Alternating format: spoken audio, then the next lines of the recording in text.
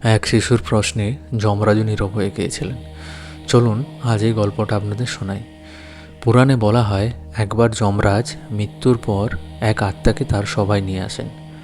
লোকটা জীবনে খুব ভালো ছিল না, অনেক ভুল, অনেক পাপ, সব হিসেব লেখা ছিল।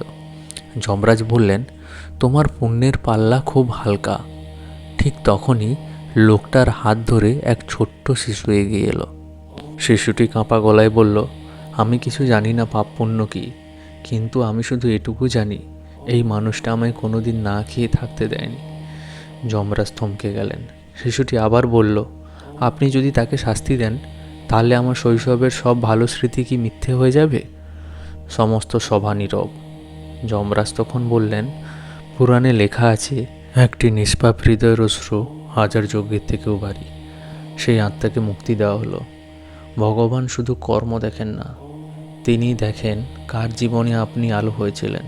এরকম ভক্তিমূলক কাহিনী পেতে চ্যানেলটিকে সাবস্ক্রাইব করুন। আর আপনাদের কাছে প্রশ্ন, যমরাজ কী বলে সেই আত্মাকে মুক্তি দিয়েছিল?